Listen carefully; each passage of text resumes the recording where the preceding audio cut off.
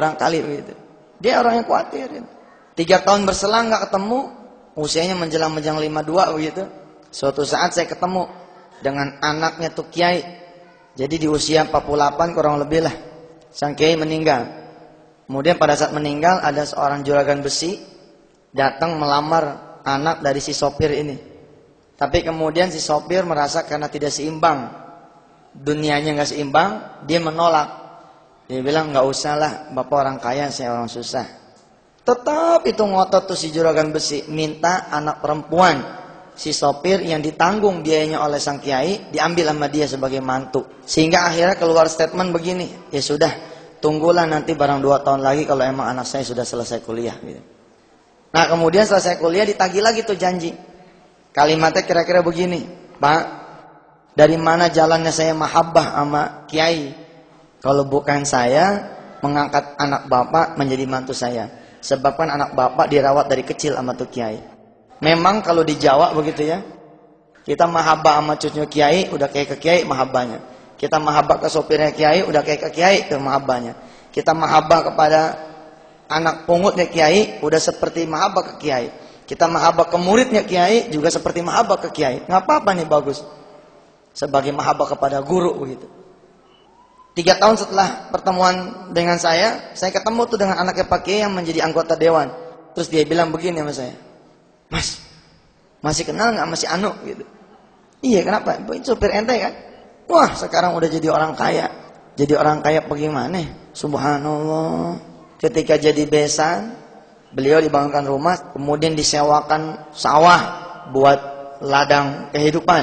Kemudian dipergiin haji, total pemberian dari keluarga nih besan di jumlah jamle begitu kira-kira hampir 500 miliar rupiah. Ketika itu terngiang ketika saya ngasih wirid ke dia, kan di waktu itu minta wiridan, saat minta wiridan dong biar hidup berubah gitu.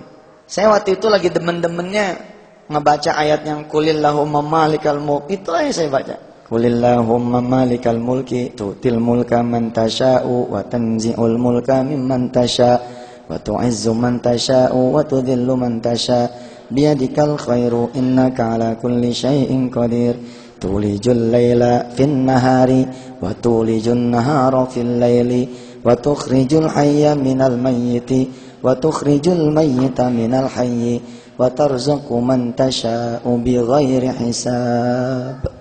Kenapa saya ngewiridin itu? Karena saya sadar tahun 99 kagak ada nama kita, kagak ada nama. Bau nama kita. Habis diomongin orang. Lah yang bisa mengangkat nama kita siapa? Allah.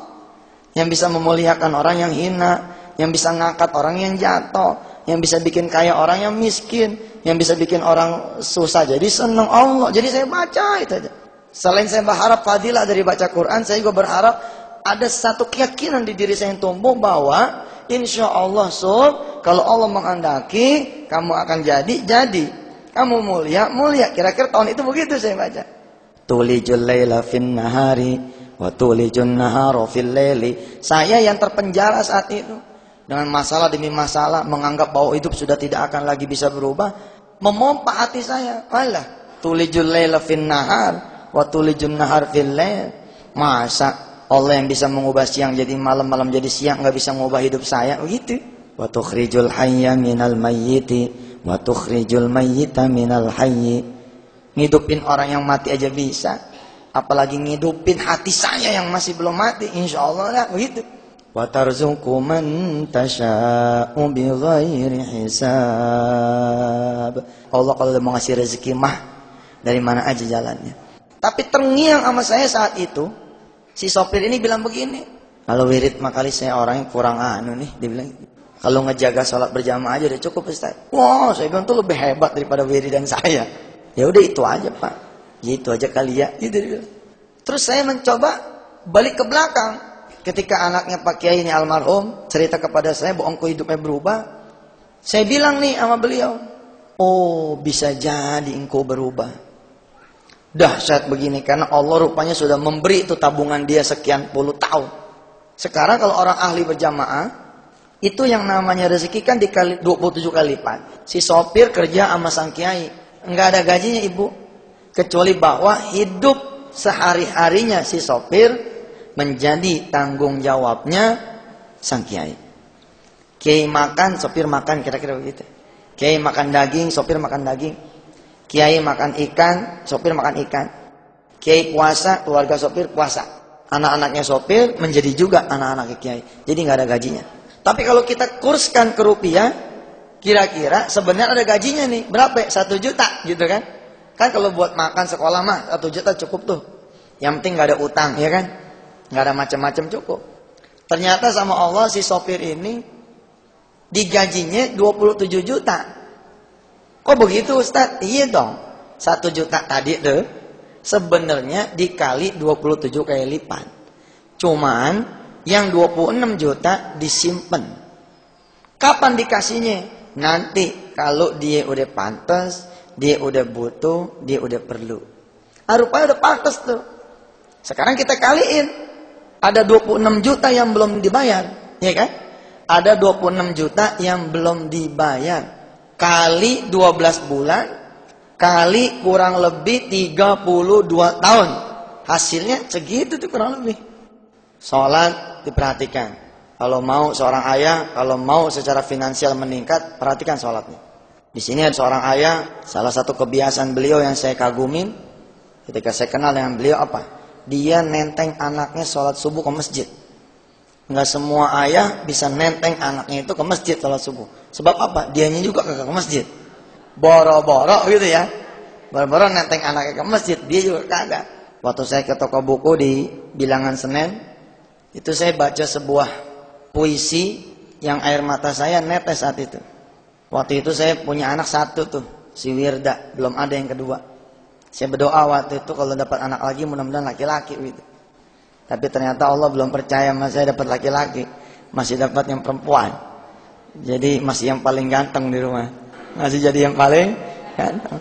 Saat itu saya baca tuh. Dia bilang begini nih, kata nih orang. Aduh enaknya bagi orang yang bisa bangun pagi. Aduh betapa bahagianya orang-orang yang bisa melihat fajar. Betapa bahagianya orang-orang yang bisa melangkah sholat subuh, masjid, menghirup udara segar, merasakan desiran angin, merasakan segarnya udara pagi. Betapa indahnya kubayangkan, begitu dia bilang. Tangan kanan menenteng istri, tangan kiri menuntun anak. Betapa enaknya seorang ayah yang bisa bercanda dengan anaknya ke masjid. Pokoknya dia jabari tentang keluarga dah gitu. Buntutnya apa coba? Dari seorang ayah yang sudah 15 tahun merindukan kehadiran seorang anak. Itu saya netes juga tuh air mata. Ya Allah, dia ngebayangin kayak begini. Saya udah punya anak, agak kita tenteng-tenteng gitu.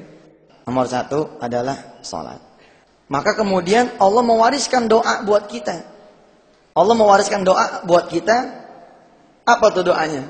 Rabbi ji'alni muqimas sholati wa min dzurriyyati Rabbana wa taqabbal du'a Rabbana ighfirli wa liwalidayya wa lil mu'minina yauma yakumul hisab.